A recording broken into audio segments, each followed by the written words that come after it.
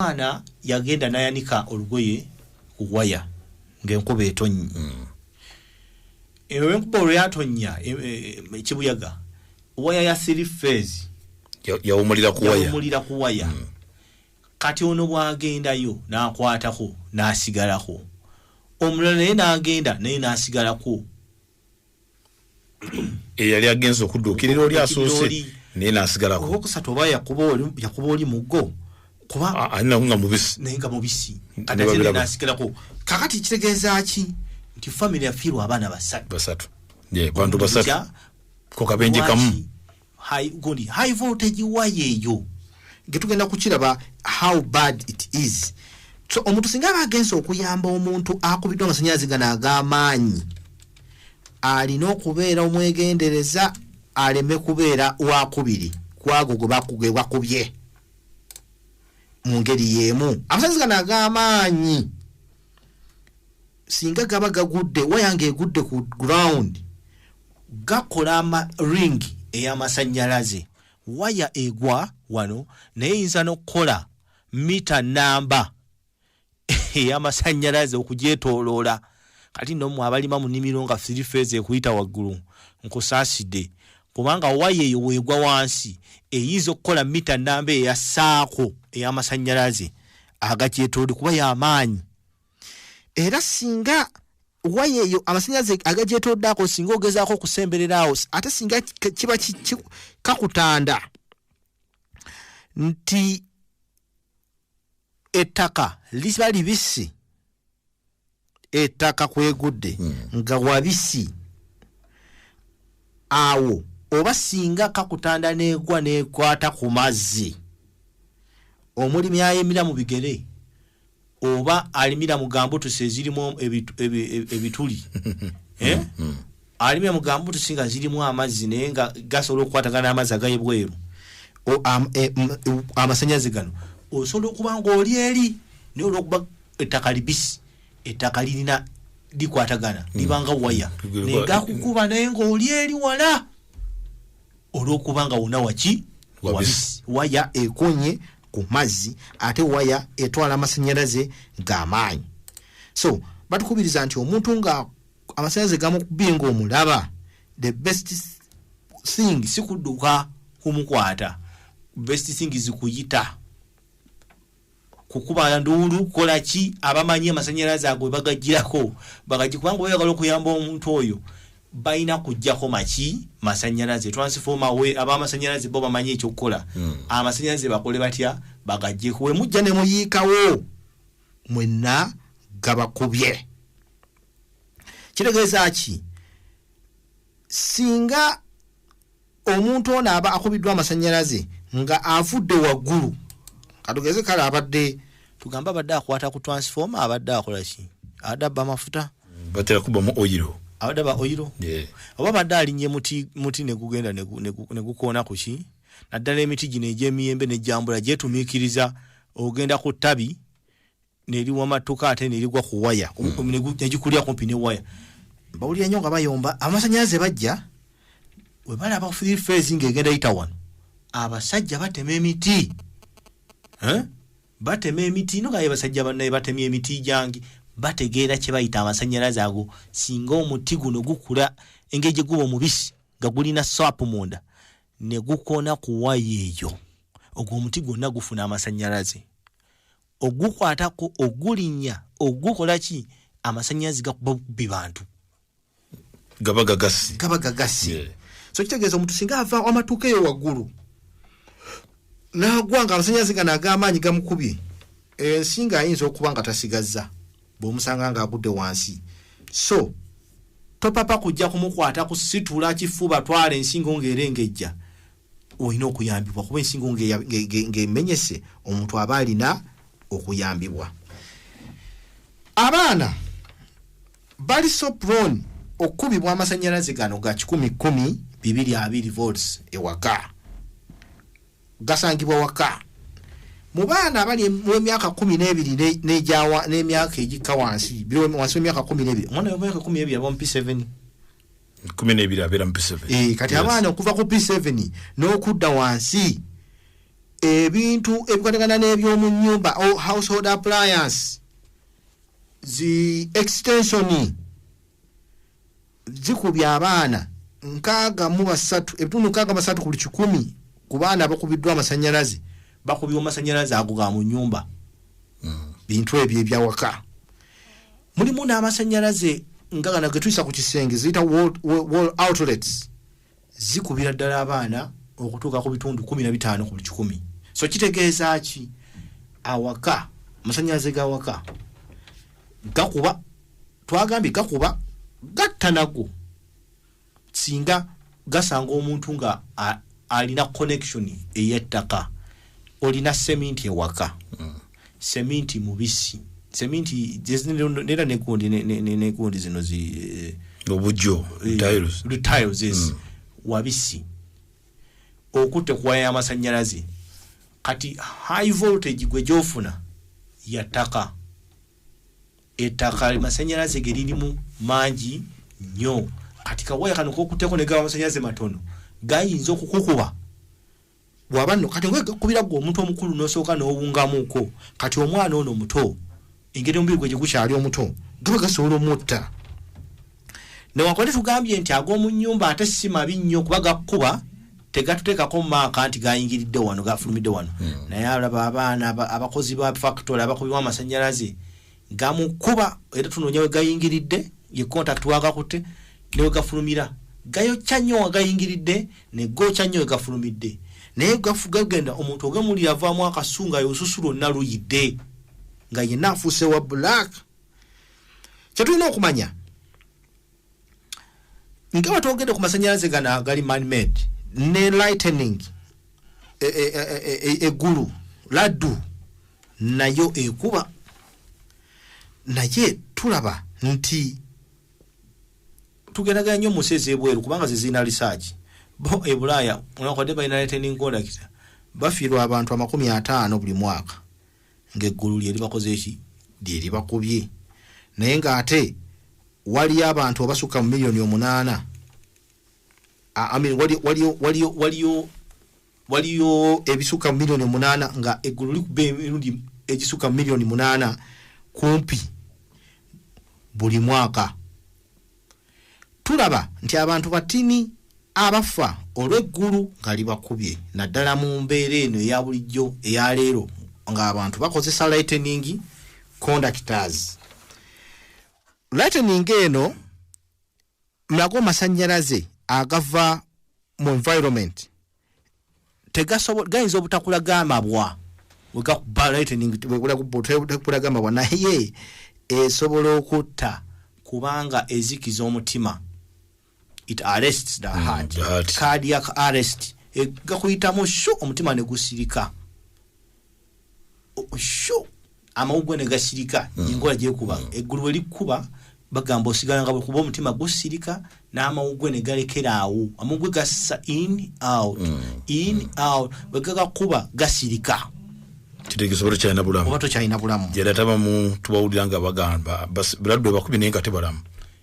Anti tugambye nti abulimu abawona mulimu n'abafa. Wafuna eno cardiac arrest kinga bulaba tujja kulaba ku arrest eno bintu bingi ebinza okubaawo. N'ekirala eggulu nga likubye abantu abakubiddwa eggulu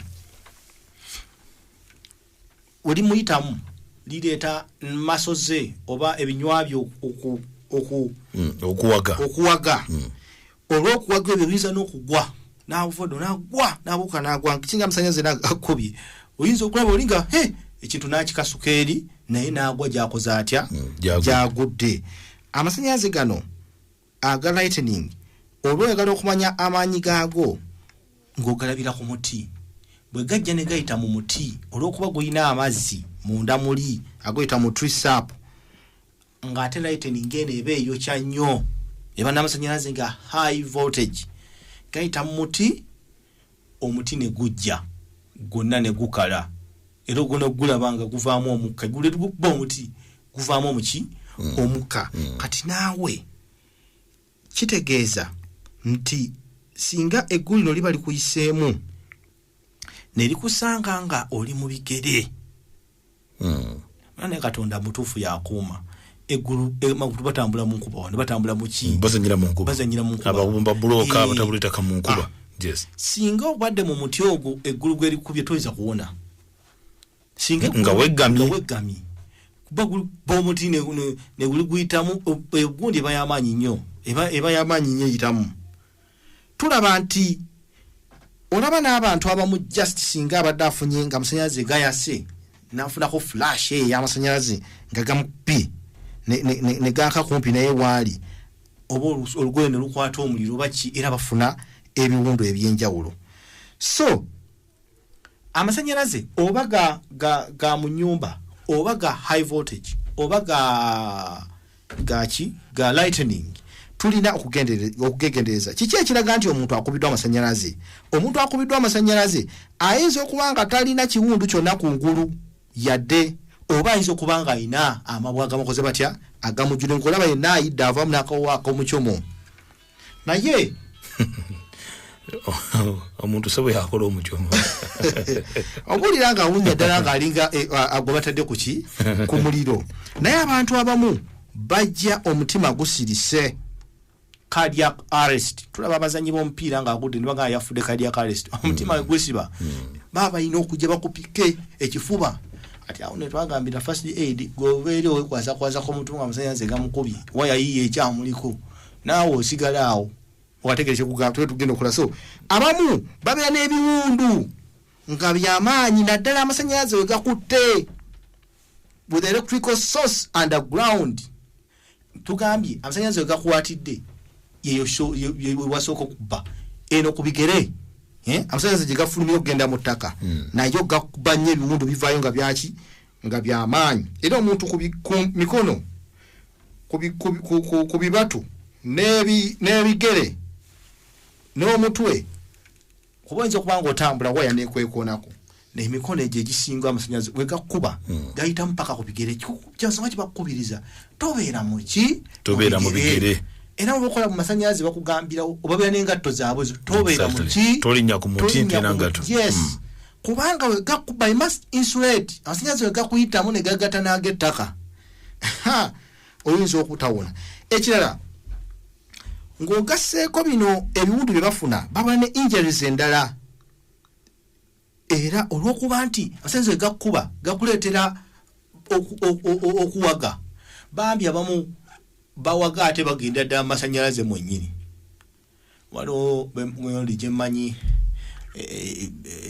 bagiyita swimming pool no bagiyita batya abantu bebanywera bagenda ekifo webasanyukirwamu naye bagizimba kumpi ne source ya high voltage plant ey'amasanyalaze kakati waliwo mu plant eyo yabbako omuliro negwaka pupu naye tulaba engeri abantu gye bafuutuke neŋŋamba naye bannaye muyinza muti okuliira wano ssente muyinza muti okuliira wano ssente kubanga ng'otulamu ekifaananyi n'ogamba singa gabadde gakkubye ne gakasuka ate mu masanyalaze muli munda muki mwennyini kubanga kyo tugaa nti abamu bambi gasoka ne gamukuba ate ne gamusika ate n'agenda n'akwatira ddala n'abanga ate ne gamwongerera ddala n'afuna obuzibu so tulina okulaba consideration should be given ku muntu okuba nti afunye obuzibu ku nkizi kubanga amasanyalaze gakkuba gakasuka ate engeri gy'ogwa oluusi ogwa bubi abamu bajja tebasobola kussa abalala kifuba kinnuma abalala olubuto olunnuma obuzibu pain gyafuna mu mikono mu bibatu saako n'ebigere n'oluusi ojja kusanga obugere obwo nga buyidde kiraga nti amagumba nago galina okuba nga gafunye obuzibu okuvudde ku masanyalaze gano agabadde ag'amaanyi abaana bakubiddwa amasanyalaze naddala nga bagaaya waya omwana akwata waya n'atandika okikola ki ogigaaya mukamwa tulaba nga mubaamu emimwa nga giyidde saako red ne black abeera mukamwa okulaga okumuno ng'omwana amasanyalaze gakoze gatya gamukubye waya agikutte yiiyo n'atandika okukiruma anti emmese yagiruma tewafaayo emmese manyozi emmese anti amulimu abantu abalunda emmese kakati mu kulunda emmese ate ng'emmere bagimalako ku sowaani olw'okuba balunda emmese emmere bagimalako ku sowaani kakati olw'okubanga ku sowaani bamalako emmere emmese ziddamu kutandika kulya mifaliso zidda kutandika kuluma waya okukakana nga waya eno erese obuzibu omwana n'agirya ate yemmese tefa amasanyalaze zikakubolo so abantu abamu abakubiddwa amasanyalaze gano beetaaga okwekenneenya amasanyalaze go gayingidde naye gafulumidde okusobola okubayamba okumanya amasanyalaze ekyagabakubye. Amasanyalaze agakubye ku mukono ogwa ddyo gayinza okuteekako maaka we gayingiridde ate oluusi ne gakuteekako ne bbaani ey'amaanyi ogiraba ng'ekutte ku elbow ku what is this ku lukokola gakuba ku mukono ne ku lukokola ogalaba nga gafuluma oluusi ne gakwata ne ku mukono guno omulala oba ne paka ne ku bigere gaagala nnyo okuyingirira awantu ne gafulumira eno wansi ng'ettaka we liri oba oli mu bigere oba oli mu ngatto gafungirira wano ne gafulumira ku joint eddako. Awo gakulaga nti aga amasanyalaze gabadde g'amaanyi three phase gana gakuba ne gaba nga tolina na wegalagira. Abantu abamu olw'okuba bafuna eno cardiac arrest bafiirawo abalala babaddusa mu ddwaliro nga biwala ttaka. Ddi olina okuyita obuyambi ng'amasanyalaze gakubye omuntu. Singa omuntu aba akubiddwa amasanyalaze agasukka voltage 5 oba ng'akubiddwa eggulu lightning oba toli sure masanyalaze ekyagakubye ono omuntu naye ng'omulaba gamukubye, oba singa omuntu afuna okubibwa amasanyalaze gamukubye ke gana agawaka naye ng'agwa mu kategori eno ateekeddwa okugenda mu ddwaliro. Tugambe high voltage yo oba owonye oba towonye mu ddwaliro kubanga oba wayidde nnyo munda kungulu obeera nga atalina bbwa n'erimu naye amasanyalaze gaba gakuyisiza bubi oba wayidde. Nina bambi omuntu wange gwe bakuba amasanyalaze juzi gamukuba ali mu ddwaliro apooca ne bw'omulabako oyinza amasanyalaze gakuba amasanyalaze gakuba bannaye. Singa omuntu ono akubiddwa amasanyalaze yesanga nga abadde mukyala ng'ali lubuto oteekeddwa okugenda mu ddwaliro gewaka gakkubyemu naye olina okugenda mu ddwaliro. Singa olaba nti gakkubye waliwo maaka ge gakuleeseeko ddwaliro gakkubye n'owungamuuko nga tokyabitegeera bigenda mu maaso genda mu ddwaliro. Olina wootakyawulira tobitegeera otidde genda mu ddwaliro.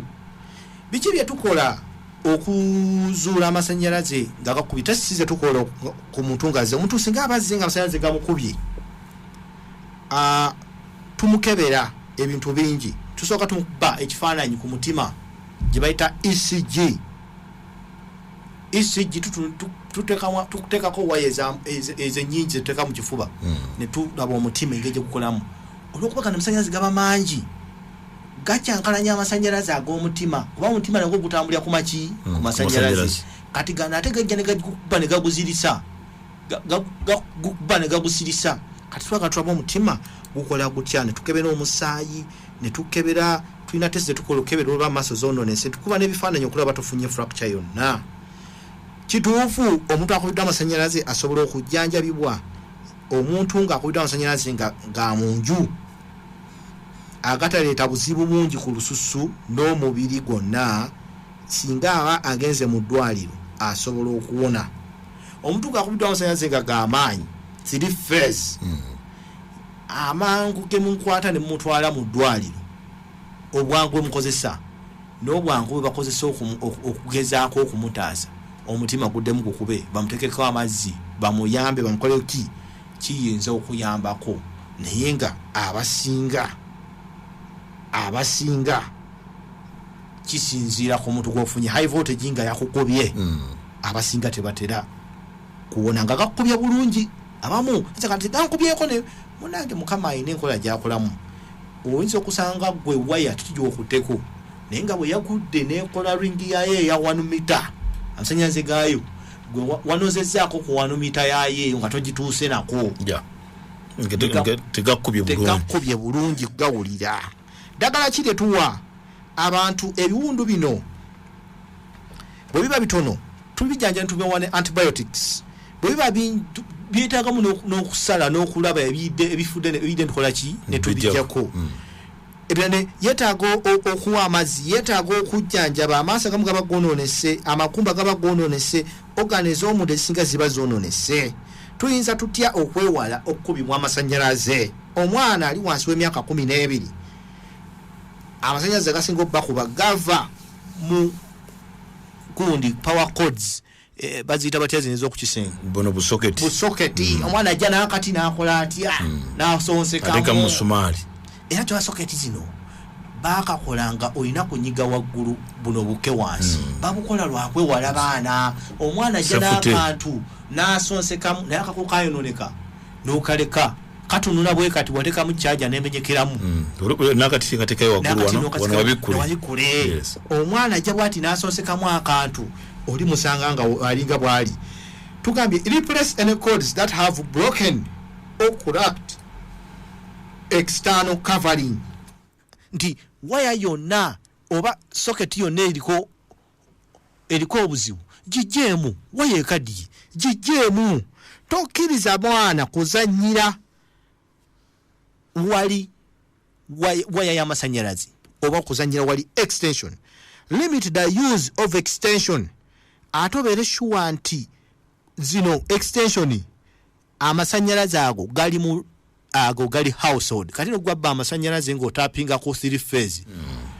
Waliwo yabba amasanyalaze naye nga yatapinga ku 3 phase. Gaba kino so amasanyalaze galina okuba nga gali measured, nga gali controlled, gabe nti omwana n'omuntu omukulu tegasobola mukuba. Okukozesa covers okukebera okuprotectinga abaana eri ebikozesebwa amasanyalaze. Update old ungrounded electrical outlets to grounded. Kitegeeza ki? Singa amasanyalaze gabe wabawo ebintu ebikadde ebitwala amasanyalaze biwaya byetaaga okuba updated.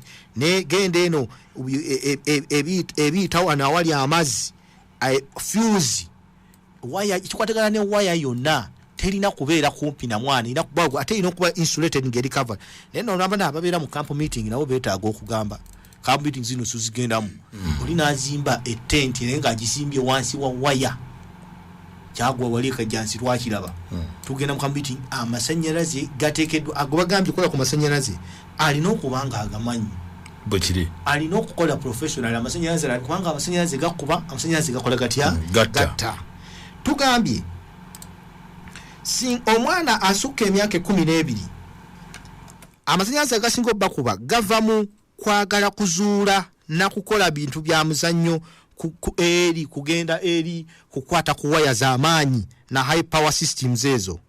So nnyonnyola omwana ono omuvubuka nti tebalina kulinnya ku waya z'amasanyalaze, tebalina kuzannyira kumpi na transformer, tebalina kugenda kwagala kuzuula biki bigenda maaso mu masanyalaze oba ku systems endala. Omwana akuza abasokola ki? Asukka emyaka 12 abaso kitegeera.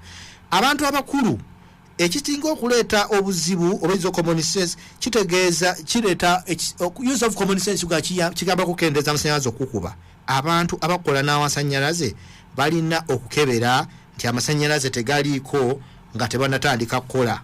Kyetwagambye nti agenda okukola ku masanyalaze fuse gwa bagenda naye munange ensi yakyawa ensi nzibu nnyo. Abaana bayinza okukangamu, abaana bayinza okukangamu. Sigaye nti bakola naye omwana asobola okukola ki? Okukangamu n'agizaamu ko nga gwali kuki waggulu eri. Ensi nzibu. Avoid use of electrical device okumpi n'amazzi. Oli mu kusiimuula, oli mu kugolola engoye embisi. Okawulidde ako? Yes. Oli mu kugolola engoye embisi, oli mu bigere ate bibisi, ennyumba mbisi. Be careful, do not stand in water when working with electricity. Amazzi gakubisiza ddala amasanyalaze, oyinza n'okugweri. Use caution when outdoors during thunderstorm. Kitegeeza kifaayo ng'ofulumye ng'enkuba etonnya nga waliwo eggulu erikola ki? Erikuba. Weekuume okuva eri eggulu oba laddu nga weebikka in a studded building or crouching low. And so kitegeeza nti webikke mu eri ebizimbe ebitali bisongovu omanyi ababeera n'akasolya akasongovu ennyo bwe kati amasanyalaze gayita mu mangu nso kikafaanana lightning conductor kaba katumbedde nnyo awasinga obuwanvu bagambye nti ekizimbe ekitalina lightning conductor nga kisongovu bwekiti nga kya bbaati nga kyakyuma ekyo kyewala arrester wangi lightning arrester ngamba ekitalina ekizimbe kiteekeddwa ekitaliko buma bukwata ggulu ate kisongovu bwekiti nga kya bbaati ekyo oba olina okukyewala kubanga eggulu liiso oluyitamu bakugamba nti weewale okwekweka mu miti nga enkuba ekola ki etonnya naddala weewale okwekweka mu miti yadde metal objects naddala golf clubs obwo metal baseball bats ebiyinza okubanga nga amasanyalaze gasobola okukola ki okuyita singa enkuba ekwatidde wabweru oba singa enkuba ekusanze ng'oli mu ku fishing is what ng'oli mu kuvuba byennyanja oba ng'oli mu swimming oba ng'oli mu kuwuga oba nga oyimiridde mazzi va mu mazzi mangu ofune weggama kubanga amasanyalaze tugambye gakolera nnyo mu mazzi singa eggulu likusanga ojja kufuna obuzibu emirundi egimu embeera y'obudde ekyuka mangu tuyinza okuba nga olunaku lulabika ng'olulungi naye enkuba neetandika okukola ki okutonnya neereeta eggulu okukuba okugeza e California waliwo mu 2004 August lightning yakuba mu beach emu bagiyita Venice Beach yatta omuntu omu n'abantu abalala babiri bagendera ku bisago abali ku beach abali mu mazzi olunaku olwenyimu waliwo omuntu eyali azanya golfu awo nearby ku kizinga kya Katalina naye lightning yamukuba nemwabuluza so kitegeeza newobeera mu mazzi ng'enkuba etonnya lightning esobola okukola ki okukuba lightning esobola okukuba omuntu ali mu mazzi kyaliwo kino America era bazze batusomesa tuyigiriza abantu newankubadde nga amasanyalaze lightning ekuba nnyo esobola okukuba anytime naye tulaba zitera okubaawo mu biseera eby'enkuba ennyo okusinga wano enkuba weegwawo olumu n'olumu so kitegeeza naffe tufeeyo nnyo bannange naffe tufeeyo nnyo kubanga abantu baffe basobola okutufaako singa tetufaayo eri embeera eno amasanyalaze tugambye gakubira ddala gayekera ddala omuntu yenna faayo olabe nga amasanyalaze ogafaako omuntu yenna akubiddwa amasanyalaze booti topapa kumukwatako soko olabe kiki ekimukubye noonya awali switch main switch eririddawa duka ngo dda ku main switch okola otya ojjeko tomanyi kimukubye ali awo ati soko ojjeko main switch wosobidde nti amasanyalaze gakoze gatya ojja okwate ku mukono kubanga omukwatawo amasanyalaze gakyamuli naye gagenda kuba abantu bangi bafudde mu ngeri tufeeyo nnyo amasanyalaze g'ewaka afuka ku kkubo waya ya amasanyalaze siri phase nebanga yagudde noveri n'ogifukako amasanyalaze gagenda kukuba iyo stream ojirabe ejofuka ku mazzi obutaddeko waya ng'afundikira first aid ku masanyalaze nkiddamu fuba okulaba nga mu ngalo zo mu nkalu ng'ate mulimu ekintu ekitayitamu masanyalaze fuba okulaba nga ebigere byo byambadde engatto ezitali mbisi oba sapatu buli woba nga ogenda kukwata ku masanyalaze n'oba ogenda kusiimuula nnyumba ojjukira ekisiimuula amazzi gayinza okugenda ne gayita wansi mu firiji tomanyi message eyalya amasanyalaze gasobola okujja ne gakkuba so omukozi siimulira mu sapatu wabeeroweza mu nnyumba lwaki ennyumba ogitambulamu ng'oli mu biki mu bigere kuba tiba bulungi okukwata wansi ekyo kimu ekirala tufeeyo nnyo nga tukozesa amasanyalaze gano n'ebintu byetwetoolodde amasanyalaze gakuba amasanyalaze gatta first aid eriwo fuba okulaba nga gwe toba casualty ku muntu oli omulafu okulaba nga omuntu ono gwogenda okuyamba bino ebyokupa omuntu omuggo oli yakuba munno omuggo ku mutwe ate namumalirizasemutte tekitegeeza nti mukukuba ekibooka amasanyalaze tegawulira